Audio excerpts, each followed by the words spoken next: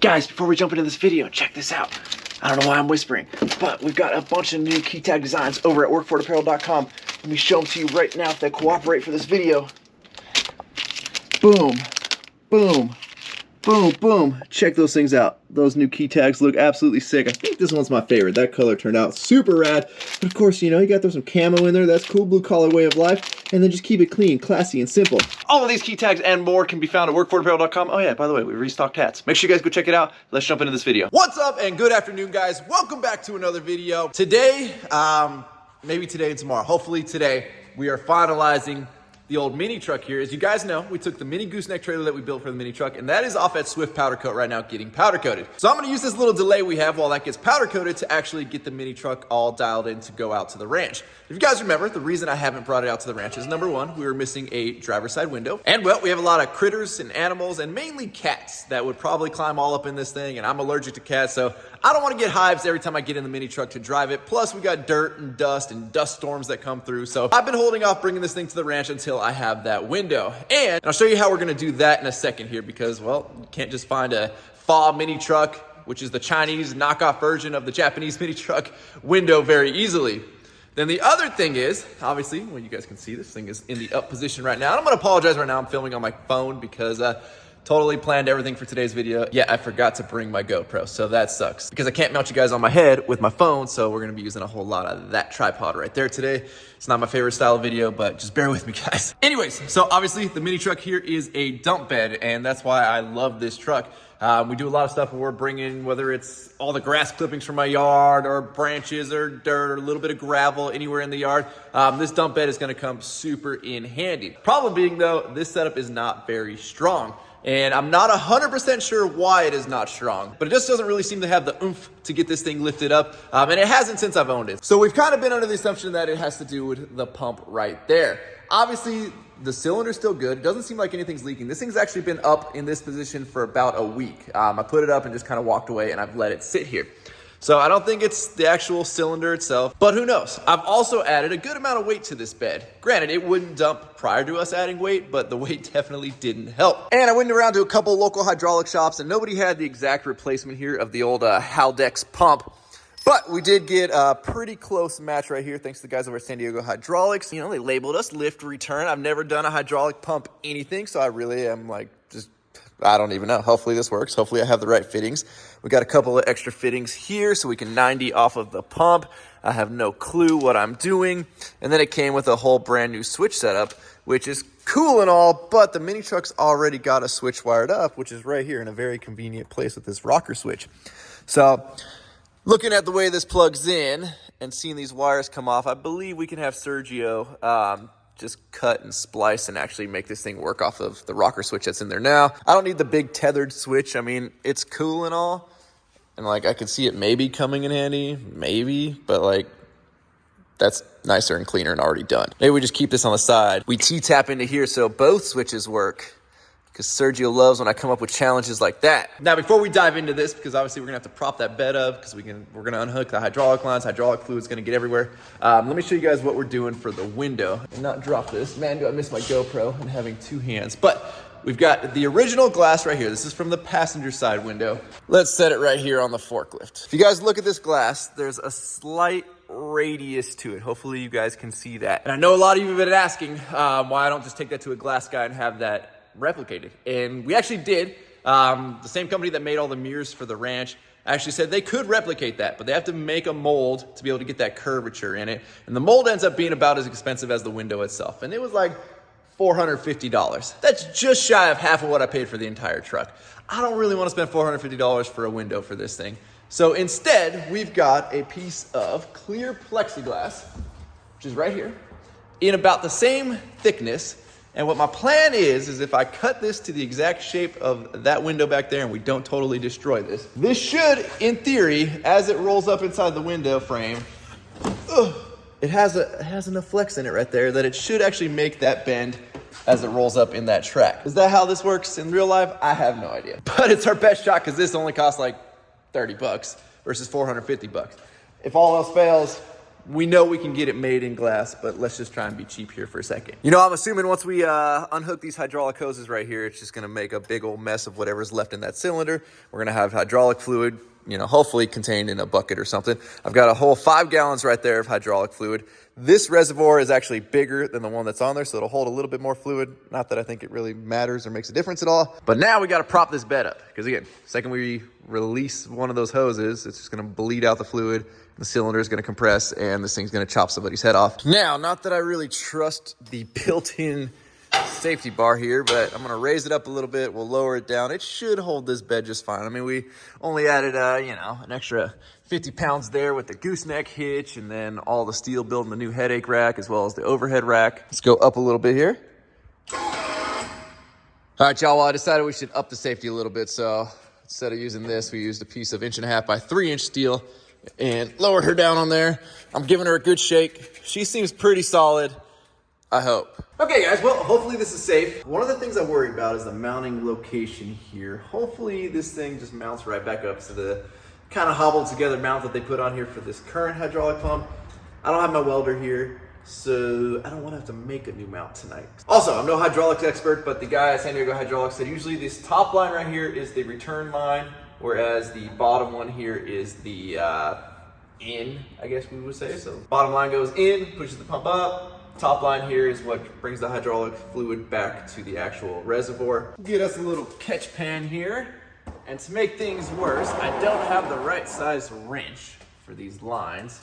So here's to hoping we don't round anything out. They're not super tight. So I think we're pretty good. Ooh, that is milky. Is it supposed to look like that? Am I missing something here? I don't think it's supposed to be that color. Let's see if we can get this other side off here, hopefully.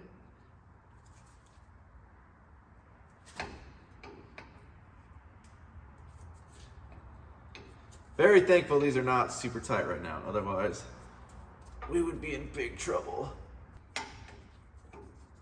All right, this is the one that kind of makes me nervous. Huh. I wonder if this thing was just low on hydraulic fluid. We probably should have checked that. Or we just had a really crappy hydraulic fluid. Or maybe hydraulic fluid is supposed to look like pink milk. Pretty, jeez, I just got my finger stuck in there. She looks pretty full, but weirdly the fluid looks black in here, but it's pink coming out of these lines. Let's go for a little dip here with the screwdriver. Oh no, oh, maybe she is empty. I mean, it's got fluid, but maybe it just never had enough. Now here's my conundrum. I think that tank takes like 3 gallons, so we might have a couple extra gallons to spare to fill this booger up. See if we just need more hydraulic fluid in her. Or we swap her out to our completely new pump. Let's see what color this new stuff is. Maybe, you know, maybe it's supposed to be pinkish, whitish, milky-ish. This stuff looks pretty clear. Maybe it's a little pink. So here's my conundrum. Do we just like try and put a couple gallons in that thing and maybe it works and I might be able to return this pump? I mean, I own it. Should we just swap out to a fresh pump? Maybe that one's kind of shot and that's why it's like pink and milky, or I have no idea what I'm talking about, which we could probably all agree with that. Now, another issue I just noticed is on the bottom here, on the mounting plate for the actual pump, it's just, it's got this whole like block, but it's threaded, and I didn't get any bolts with this thing. So what are the chances the old Haldex pump there, which I feel 2 bolts up underneath, match that thread pattern? We're gonna pull one out right now and see, and if it does work, I think we just move forward with putting a whole new pump in. If it doesn't work, then we're gonna put a couple gallons of hydraulic oil in that thing and see if she works any better. Otherwise, we're going to the store, we're carrying that with us, and we're finding what bolts fit. I don't know, guys, this bolt feels kind of big. Here's to being optimistic. Will she thread in? Oh my, ladies and gentlemen, what are the chances of that? Look at that. All right, we're moving forward here. We got the right size bolts. Hopefully that means like the bolt layout is very similar. So whatever they drilled on that piece right here. And again, you can see this is very homemade. I'm sorry if the camera's a little bit grainy. I'm on the wide angle lens on my iPhone, but look at this like double step down to, yeah, they did some hokey stuff right here to mount this pump. So all this wiring, I'm assuming it's for the switch that runs into the cab. That booger, he's bolted on there. He's gonna stay. That's our the ground. All right, we have bolt number 2. Now the pump should just come on out of here. Okay, here's to hoping that this thing mates up. All right, y'all, let's see how close we are here. Actually, looks like we're all right. They gave us 2 sets of holes on this booger. I think the wider set looks pretty close there. Let's see, we're about 3 3/4 center to center. What we got here? Ooh, that's not good. We got 3 1/4. Okay, so if we use one of these existing holes, which I would like to do versus drilling 2, because this stuff is pretty thick and not fun to drill. Well, that one's actually got a washer stuck on the bottom of it. That's making it extra thick.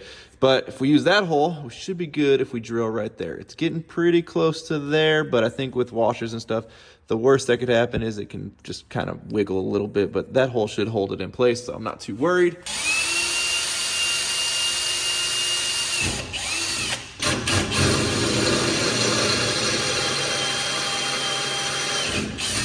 Alrighty, let's lift this big old girl into place here. Thankfully, they're not too heavy. Let me grab a bolt. Line this up a little bit. Oh, crap. Well, that doesn't fit. I don't know why that didn't even cross my mind. This bigger tank was not gonna work. Oh joy, like, can we even fit full? We can't even fit fully between the frame rails. That's a big problem. That's a really big problem. This just goes to prove, guys, bigger, not always better. Like, we'd have to like offset it like that, but then do we clear the hydraulic ram when that thing comes down? We had to get this tank sent separately because they were worried the other tank that this came with was too small when they compared it to the size of the original tank. I should have tried this before we cut the wires. We should have just gone with the fill the other one up method. Now, I wonder if these tanks are interchangeable. Those bolt patterns were similar. I'm gonna measure from that bolt to that bolt and check and see maybe these tanks will mount up. I don't think there's anything proprietary about the tanks. Or we could be way off. Let's see. We got center to center, 4 inches. Center to center, 4 inches. Okay, this might work. This might work. I have no idea. Let's drain. Oh, jeez. Yummy. Good stuff. Oh, there we go. Now I see some milk coming out.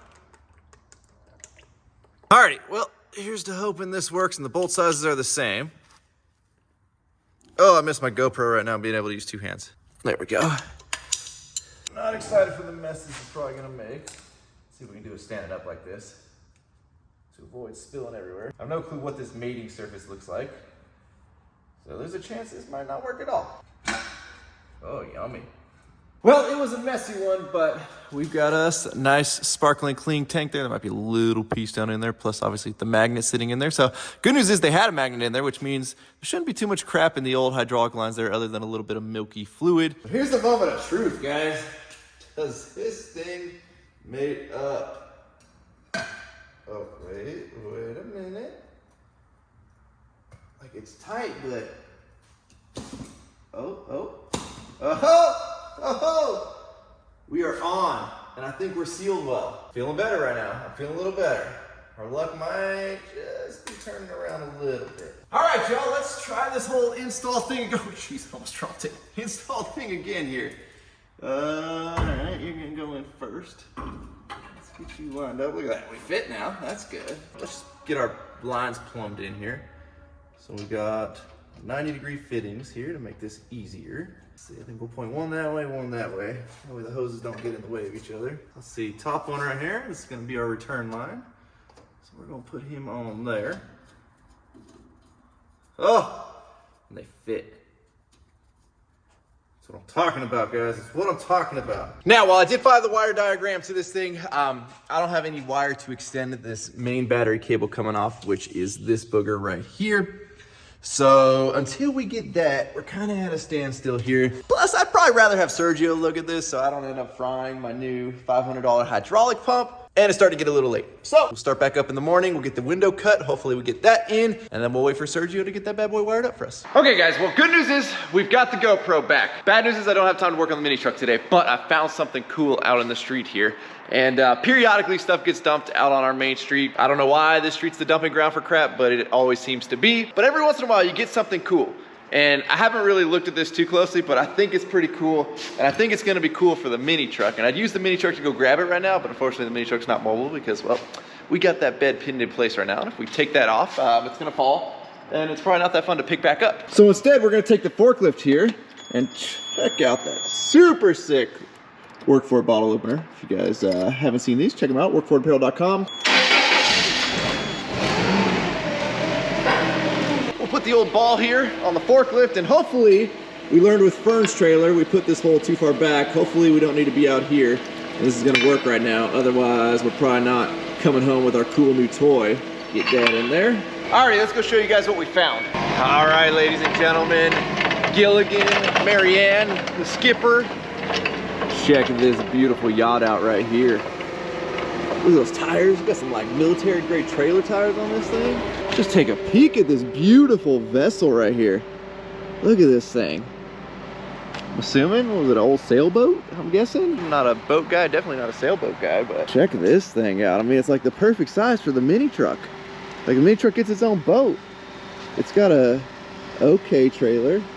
I don't know why somebody would dump such a beautiful vessel such as this. Take a little better look here at the tires and wheels and axles. It's pretty solid. I mean, it's got a leaf spring kit on it. It's been painted. The tires got a ton of tread on them. So we add this to the old collection here. Let's see if the forklift will grab it. All right, y'all, we got us a boat. Look at it, even comes with a couple ratchet straps. Any dead bodies in it? There's some water in it, that's kind of gross. I bet if we pick it up right now, we'll dump a bunch of the water out. Oh, water's coming out, water's coming out. Oh, whoa, whoa, whoa, whoa. Lost the boat, lost the boat. We went up too high. Forgot to lock the ball, guys. We forgot to lock the ball. There we go. Now we can pick her up as high as we want. Look at all that nasty water coming out. So I think what happens is a lot of times landlords are cleaning out properties around here and they just figure like dump it right here on the street, and the city ends up coming and having to pick up and haul all the trash away. I mean, we've had like full-size motorhomes left out here stacked to the ceiling with tires and like all kinds of crap that nobody wants to deal with. So We have a ton of water in here, a ton of water. let's raise this old girl up even higher. Get it all out.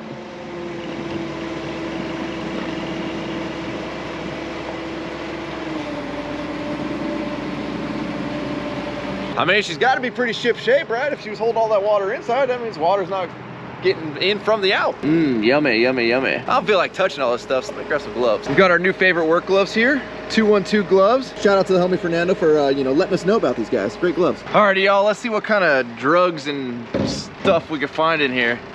What's this little booger? We got here, repair kit. All right, what's in our repair kit?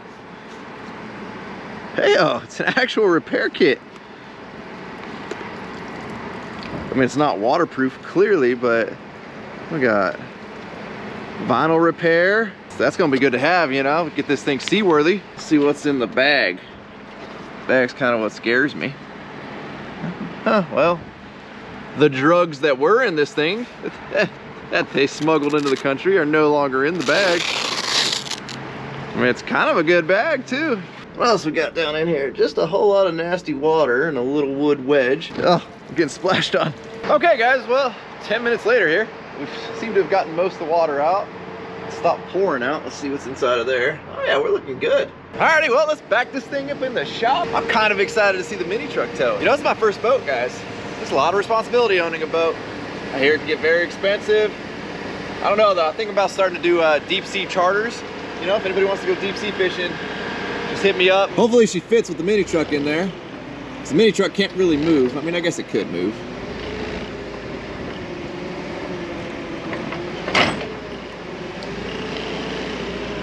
Tight squeeze. Probably should open the other door. I don't want to get in my first boating accident. I haven't even been on the water yet. Oh, we got like inches to spare. Inches to spare. Maybe.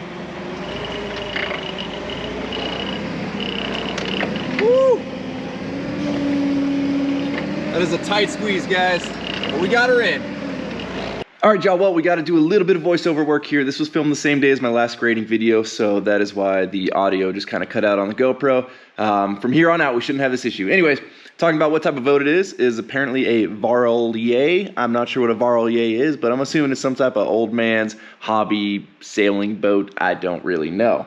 Now, we got Sergio over here to do some of the wiring to get this hydraulic pump all hooked up. I don't even want to think about messing with it. Sergio's the master of this, so we're just going to let him do it. And, you know, unfortunately, you missed out on some witty banter with Sergio, but we're kind of talking over how we're going to hook up our positive, our negative, as well as tap into this switch setup, because if you guys remember, this one comes with its own remote, but we want to use the one that is in the dash. Sergio is getting everything measured here to get our positive and negative new wires made. This is a super sweet like wire splice connector kit that Sergio made me for my birthday a couple years ago.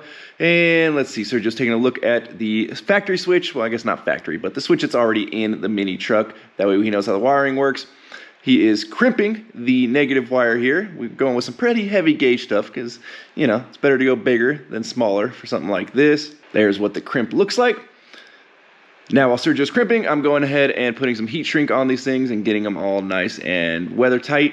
Here, Sergio is pulling apart the switch that came with the hydraulic pump. That way he knows how it works, so we know which wires to tap into. And positive and negative lines are on. We decided now's a good time to fill it up with hydraulic fluid before we test it. Here is going for the first test, and we realized that Sergio hooked up the switch backwards, or the wiring coming out was different. So quick little pull the switch off and flip the connectors. No big deal. We get it working right, and just like that, guys, I wish you guys can hear this. Like, the pump's quieter. It doesn't scream. It's working good. Like, everything's looking awesome. Sergio did a killer job getting this thing wired up. And she just freaking functions. But you can see we put a little too much hydraulic oil in her, so she gurgled out. Now, time to do a little testing between these two guys I found on the street here that weigh about 500 pounds. We opted to put them up at the front of the bed and see what this thing would do. If you remember, this thing couldn't lift its own weight before without, you know, having some help. So with 500 pounds all the way up at the front of the bed, it lifted them no problem. I don't know what the limit is, but I think it's safe to say I'm going to be pretty happy with what we're able to lift and dump with this bed, because 500 pounds all the way up the front, like, that's no joke for something this small, you know? The thing pushes out some power. Okay, guys, well, I apologize. You guys missed out on a lot of really funny banter between me and Sergio. Stupid GoPros. That was filmed the same day as my grading video, so if you guys saw that video and saw that I had to do a bunch of voiceover stuff, that night I came to the warehouse, and that's when we installed the hydraulic pump, and, well, good old GoPro did not want to record audio that day. Regardless, though, I'm going to take you over to Sergio's right now. We're going to show you a cool ram that he's working on. We got the hardest working guy in Sergio's shop over here. I do all the work. Sergio just stands and watches. He just sit down. He's done. Oh, yeah. Full day? Supervising the whole thing, and then he sat down. Nice. What did we put in? 12-hour shift? 14. 14? Nice, man. Gotta get that, what is it, triple time? Yep. Is it a holiday, Sergio? Yeah. Somewhere. It's a holiday somewhere. All right, Sergio, show us what we got going on this ram here. Oh, yeah. Still not done. Still working on it. But okay. Let's see if we still have the low voltage. Yeah, there. So we have strobes all around. Check them out. Looking good, looking good. Quite the grill guard bumper combo winch setup going on here, which gives Sergio plenty of real estate to mount lights to. Yeah, that's a good thing. The bad thing is that we have to take it off to take the grill off. Gotcha. The headlights, and it's not lightweight. Super heavy. Now, one of my favorite parts is where Sergio mounted these up in the grill. Like, these things fit perfectly in that slot. I mean, what are those? What series of lights are those? The either can be either fusion or quad surface mounts. But what number Phoenix? I mean, what part number? Part number. Let's see, Sergio. You still got it, buddy? You still got it? No, they just recently changed them, so. Yeah. I know there are QSMs. I would say the same thing. QSMs. QSM. And they're probably A110 something.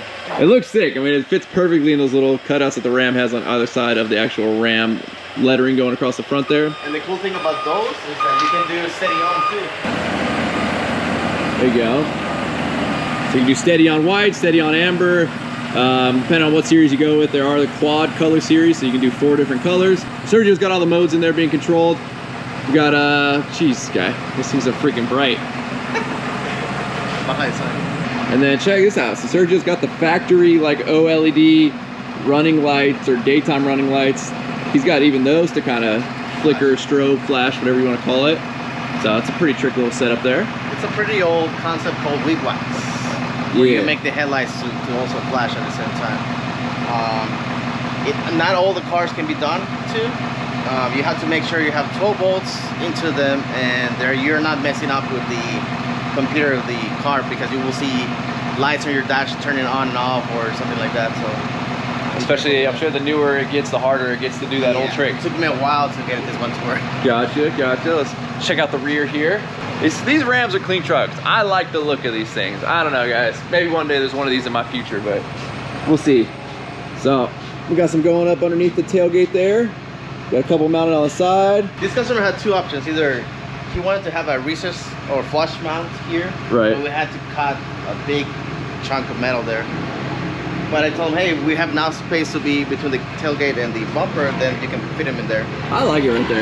Yeah. And as long as it doesn't hit, which it doesn't this time, you're good. And the LiDAR can do also the traffic advisor, left to right, right to left. Nice. So you can direct traffic. Alrighty guys, so we've got our glass here. This is the passenger side window. We've got our plexiglass underneath it. I put it on a moving blanket that I kind of fluffed up a little bit. And the reason I did that... You're a fluffer? That's kind of the best joke you've had on the channel, buddy. What? 16 years, man. Congratulations. You did it. I'm a pretty funny guy. All right, right now. Off the cuff. Off the cuff. What? Off the cuff. Give us a joke. No. Okay, so I went ahead and put it on this moving blanket and fluffed it up. Chris, I fluffed it up. Good job, buddy. Because I'm a fluffer. You're a great fluffer. Thanks. And what that does is it gives me some padding, because again, this window right here, it's gonna be hard to see, but it's got a radius to it. And obviously, you know, we need to mark this piece. If we mark it right now, when the radius is up, this piece is gonna end up being too small. So now we can mush the window down. There's enough padding up underneath here that it'll bend the plexi to the window, and then we just go ahead, go around, and we mark it all, and we should be good to go. Good luck, buddy. thanks, Chris. Knock, knock. So we're gonna be using the old Milwaukee jigsaw here today. I've got a couple different blade styles. I know they make like an acrylic plexiglass blade, but if you guys have ever tried to cut thin plexiglass with it, it likes to like shatter and crack. So I'm gonna try, I've heard thin metal blades work good. We've also got laminate blades here, but you can see the teeth are a little different there. Maybe that's so it doesn't heat up and crack. I don't really know. But let's try the thin metal blade here first and see if this is gonna work. Cutting 1/64 to 3/64 metal. What are you doing? You just making my peoples dizzy? This is Chris, guys. This is Chris. I think we just go for it. Worst case scenario is like a $30 piece of plexiglass.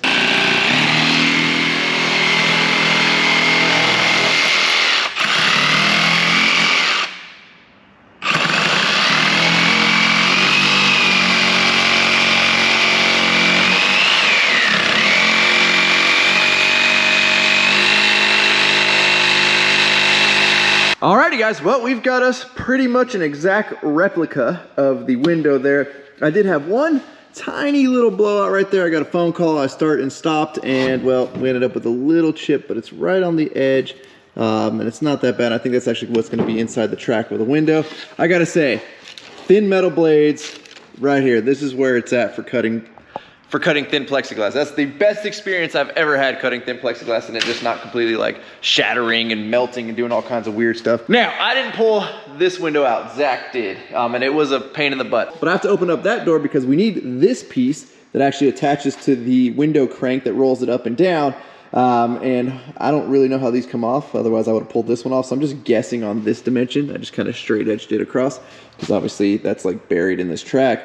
I'm assuming there's like some rubber weather stripping and some glue that holds this in place. But let's see if we can get this out of this door, which is probably gonna be full of broken glass because, well, the window was broken out of it. Well, we managed to get most of the door panel off here.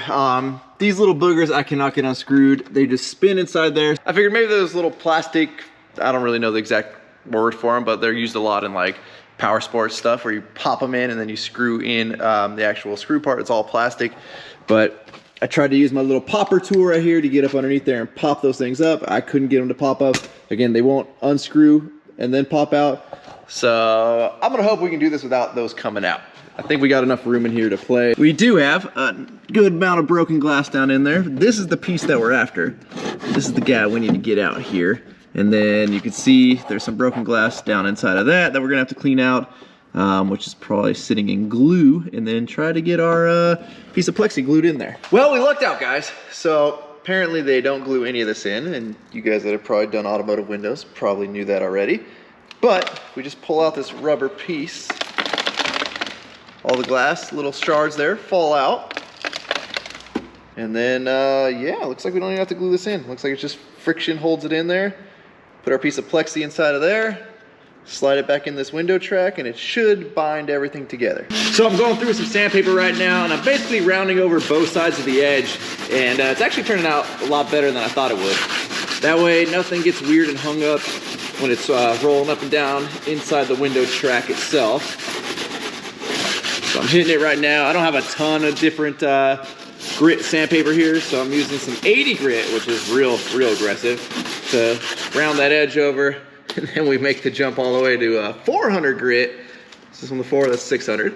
400 grit to kind of soften her back up, and then I finish it with 600 grit, which I know we're leaving out a whole lot of in-between steps there, but working with what we got here, and it's just on this tiny little edge, so you're really not even gonna see it. It actually feels like beveled glass. I don't know if you guys can see. I don't know if that's showing up on camera, but went pretty well. So she is all sanded down. Now we gotta make sure we put this track piece in the right spot, because I imagine you're a little too far forward or a little too far back.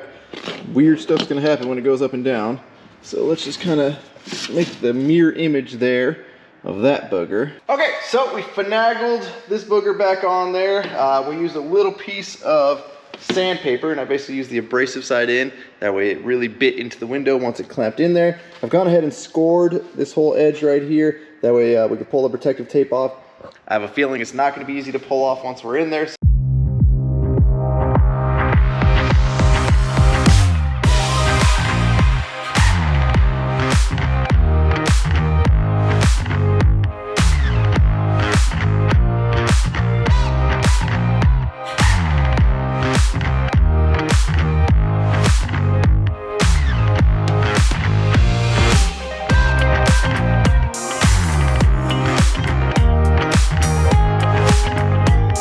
Okay guys, well after a lot of finagling and fighting it, it keeps wanting to come out of the weather stripping down at the bottom right here, and I get it all lined up and everything's working great. And then after like try 4, all of a sudden it'll just pop out down inside the door.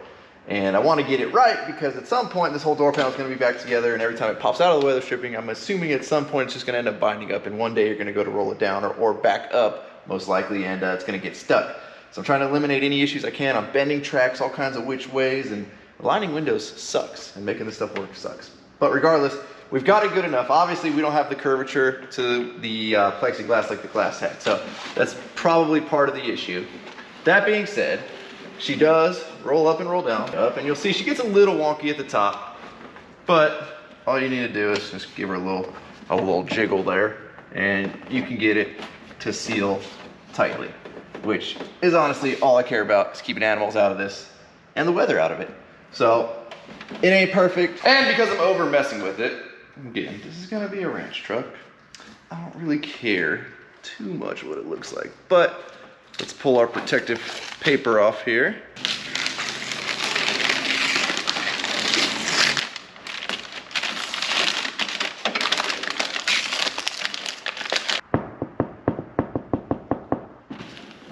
All right guys, well, again, it's not perfect. And every time we're done, we're gonna have to, like, from the outside, just kind of finagle her in place. But good news is, we can now go out to the ranch with this thing. Well, I gotta put the other window back in. She's essentially ready. She's got her new pump. She's got her glass in here. Trailer's almost done over at Swift. Then we gotta put the wood decking on it. But I really wanna see it tow this boat. So before we end this video, let's tow the boat with the old mini truck. We're getting the boat pulled back out here. That way we can hitch her on up to the mini truck. I bought a 2-inch ball for it. This will be the first time we've towed with that thing with like a bumper pull trailer. So far it's only been the gooseneck.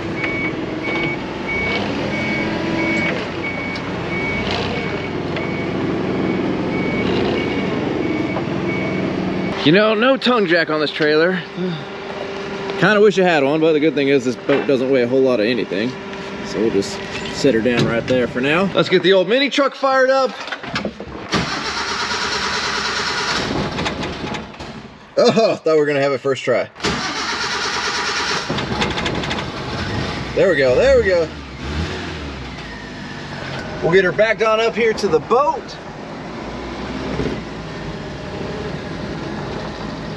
Hey y'all, well, she is all hooked up, and just look at that combo right there. I mean, it's like the perfect size boat. Can you imagine pulling up to the boat ramp, you know, to go do some fishing? Granted, this is like some old man's craft sailing boat here, or kid size, I don't really know. You ain't gonna go do much fishing in this thing, but imagine if we had like a little John boat on the back here, pulling up to the ramp in this thing. That would be super, super sick. Let's go give her a little test drive though. Let's see how she pulls with the old bumper pull, since we welded on that hitch for this thing.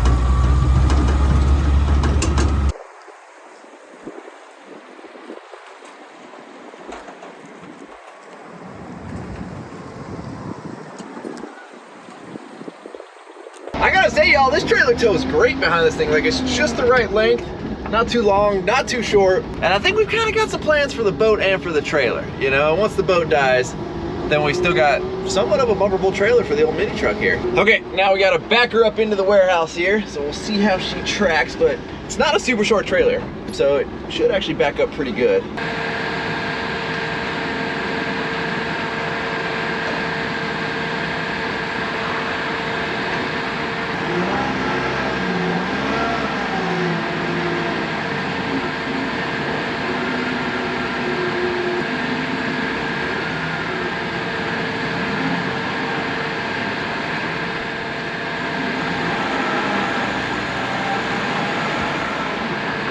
We are all backed in, everything's looking great. I mean, this is a pretty long setup. I don't know what this is, 30 something feet at least. But hey, we got a boat, we got windows, we got a hydraulic pump. I mean, we're essentially, other than putting the lights on, which I totally forgot earlier in this video, we still need to put lights on that rack on the mini truck. Aside from that, she's ready to go to the ranch, and I just got word today that the trailer is ready, so we're gonna pick that up in the next day or so, and then we'll be finalizing the trailer. The mini truck's gonna be finalized, and it's finally gonna be at the ranch and out of the warehouse. But with that, we're gonna wrap up. As always, thank you guys so much for watching. If you're not subscribed already, please click the subscribe button now, that you do not miss out on any future content. Don't forget to give this video a like and get a thumbs up. Don't forget to check out workforapparel.com, because if there's anything you want in this life, you gotta be willing to work for it. You guys are the best. I'm out. Damn.